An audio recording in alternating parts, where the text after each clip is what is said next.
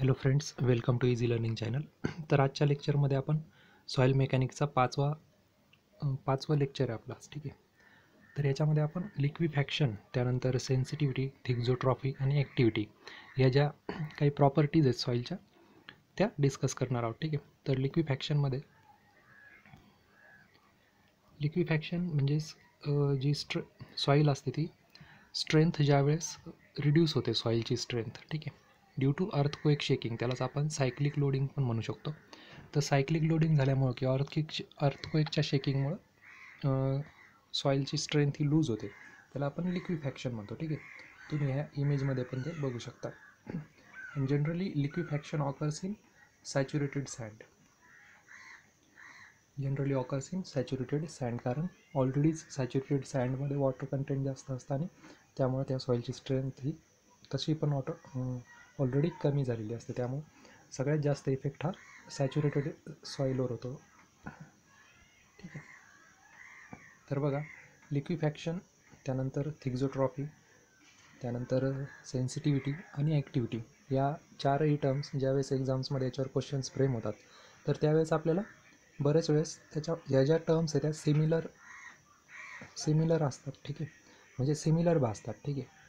तर त्याच्यामध्ये काय काय डिफरन्स आहे तो आज आपण बघणार आहोत. ठीक आहे. तर बघा, सगळ्यात अगोदर थिक्झोट्रॉफी बघू आपण. तर थिक्झोट्रॉफीमध्ये शिअर स्ट्रेंथ ही कमी होते ज्यावेळेस सॉईल ही रिमोल्ड होते. ठीक आहे. तर रिमोल्ड झाल्याच्या नंतर सॉईल ज्यावेळेस पुन्हा त्याची स्ट्रेंथ गेन करते, ठीक आहे, रिमोल्डिंग स्टेजच्या नंतर, त्या पर्टिक्युलर प्रॉपर्टीला आपण थिक्झोट्रॉफी म्हणतो. आता रिमोल्डिंग म्हणजे काय, की ज्यावेळेस आपण समजा एखादी कन्स्ट्रक्शन ॲक्टिव्हिटी करतो किंवा मग सॉईल सॅम्पल टेस्टिंगला घेतो, तर त्यावेळेस ती सॉईल आपण डिस्टर्ब करत असतो. तर ती ज्यावेळेस डिस्टर्ब होते सॉईल, तर ते डिस्टर्ब झाल्याच्या नंतर त्या सॉईलची स्ट्रेंथ ही कमी झालेली असते. मग त्या वेळानंतर पुन्हा ती सॉईल रिमोल्डिंग स्टेजमध्ये असते, म्हणजे पुन्हा ते स्ट्रेंथ अचीव करण्याच्या तयारीत असते. ठीक आहे. तर त्या पर्टिक्युलर स्टेजला आपण थिक्झोट्रॉफी म्हणतो. ठीक आहे.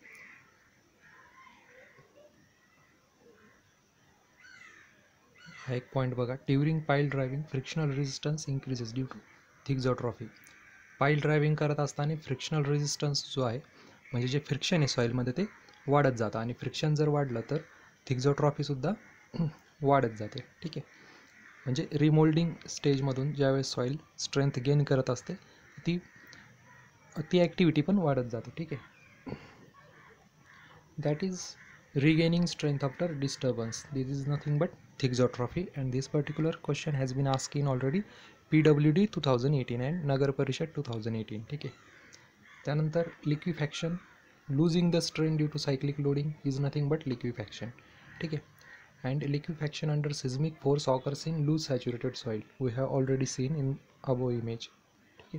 त्यानंतर losing strain due to remoulding, that is sensitivity. ठीक आहे.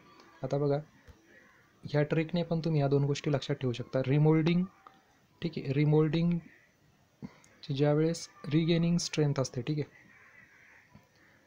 तर रिमोल्डिंग स्टेजच्या अगोदर म्हणजे थिक्झोट्रॉफी आणि सेन्सिटिव्हिटी, ठीक आहे, या ज्या दोन्ही टर्म्स आहेत या रिमोल्डिंगशी कनेक्टेड आहेत. ठीक आहे. तर थिक्झोट्रॉफी आणि रिमोल्डिंगमध्ये तुम्हाला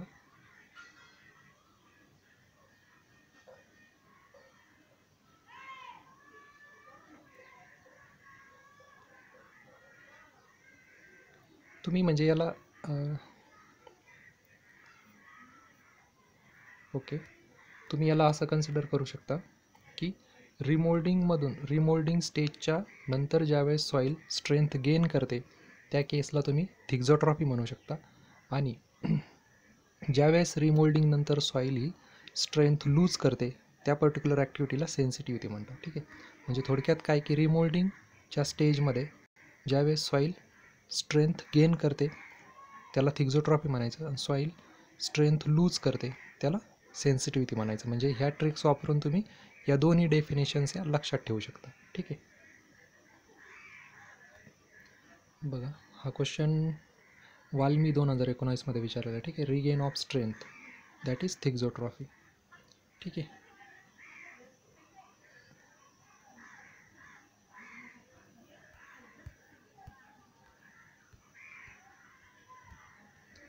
देन सेन्सिटिव्हिटीमध्ये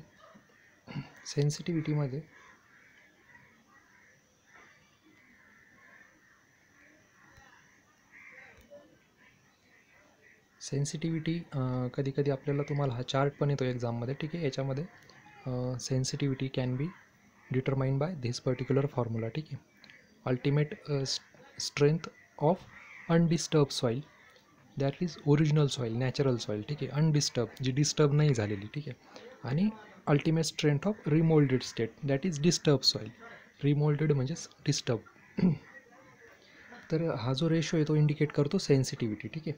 आणि सेन्सिटिव्हिटीनुसार सॉईलचे टाईप्स पण क्लासिफाय केले जातात.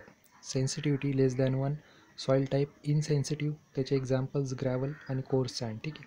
त्यानंतर 1 to 2च्या रेंजमध्ये नॉर्मल, 2 to 4 मॉडरेट, ठीक आहे. क्ले विथ हनीकॉम स्ट्रक्चर, ठीक आहे. हनीकॉम स्ट्रक्चर असेल तर मॉडरेट सॉईल आपण त्याला म्हणतो, आणि त्याची जी सेन्सिटिव्हिटी ती 2 to 4 एवढ्या रेंजमध्ये लाय होते.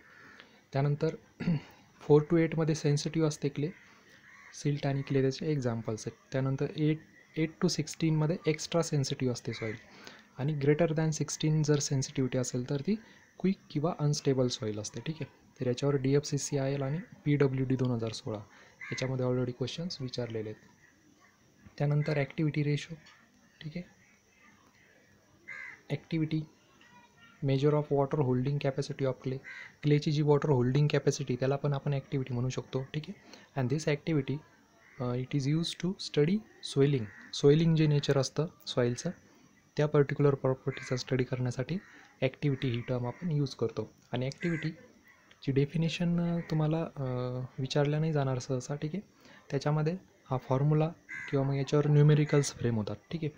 तर बघा, PI डिवायडेड बाय F, ठीक आहे. PI means plasticity index, amount of clay in soil, ठीक आहे. क्ले किती आहे सॉईलमध्ये त्याला आपण प्लास्टिसिटी इंडेक्स म्हणतो. आणि क्ले फ्रॅक्शन, पार्टिकल्स किती आहेत लेस दॅन 2 मायक्रॉन साईजचे, त्याला आपण क्ले फ्रॅक्शन म्हणतो, ठीक आहे. तर आपल्याला क्लेचे फ्रॅक्शन घ्यायचे आणि क्लेची क्वांटिटी घ्यायची, ठीक आहे. तर ह्या पर्टिक्युलर रेशोला आपण ॲक्टिव्हिटी रेशो म्हणतो. याच्या पण हा टेबल आहे, हा तुम्हाला एक्झाममध्ये हेल्पफुल ठरेल, ठीक आहे. तर बघा, याच्यामध्ये activity if less than 0.75 then nature of the soil will be inactive and examples are kaolinite, ठीक आहे. Then 0.75 to 1.25 normal in nature and example will be illite. आणि मोन्टमॉरलोनाइटसाठी ॲक्टिव्हिटी जी आहे ती 1.25पेक्षा ग्रेटर राहील आणि नेचर त्याचं ॲक्टिव्ह राहील. तर या प्रकारच्या सॉईलला तुम्ही मोन्टमॉरलोनाइट सॉईल म्हणता, आणि याचं बेस्ट एक्झाम्पल आहे ब्लॅक कॉटन सॉईल, ठीक आहे. त्यालाच तुम्ही स्मेकनाइट किंवा बेंटोनाइट पण म्हणू शकता. It has the largest swelling and shrinkage properties, ठीक आहे. आणि it has the maximum time to settle down, ठीक आहे. त्यानंतर हे एक रिलेशन महत्त्वाचं, ते पण एक्झाममध्ये न्यूमेरिकल टाईपमध्ये फ्रेम होऊ शकतं, ठीक आहे. V1 divide by V2 equal to 1 plus E1 divide by 1 plus E2 equal to gamma D2 divide by gamma D1, ठीक आहे. देन सेन्सिटिव्हिटी,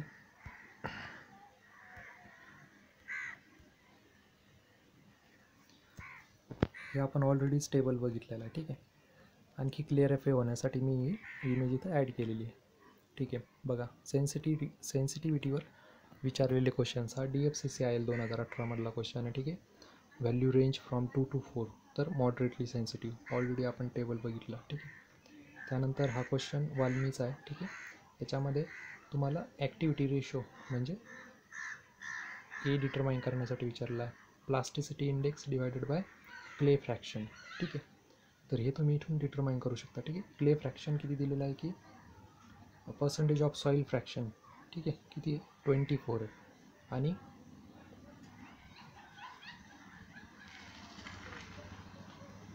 म्हणजे तुम्हाला इथं काय काढावं लागेल अगोदर, प्लास्टिसिटी इंडेक्स, ठीक आहे. प्लास्टिसिटी इंडेक्स आपल्याला माहीतच आहे की लिक्विड लिमिट आणि प्लास्टिक लिमिटमधला डिफरन्स असतो, ठीक आहे. तर इथं ज्या व्हॅल्यूज दिलेल्या आहेत, वॉटर कंटेंट दिलेलं आहे तुम्हाला, लिक्विड लिमिट आणि प्लास्टिक लिमिट दिलेलं आहे, ठीक आहे. तर याच्यामधून तुम्ही प्लास्टिसिटी इंडेक्स डिटरमाइन करू शकता आणि divided by percentage of soil fraction, ते तुम्हाला ऑलरेडी 24% दिलेलं आहे, ठीक आहे. तर या प्रकारे तुम्ही ॲक्टिव्हिटी रेशो हा डिटरमाइन करू शकता. त्यानंतर बघा इथं पण सेन्सिटिव्हिटीसाठी हा क्वेश्चन RRBमध्ये विचारलेला आहे. ठीक आहे. Clay has unconfined compressive strength 240 undisturb state. ठीक आहे. अनडिस्टर्ब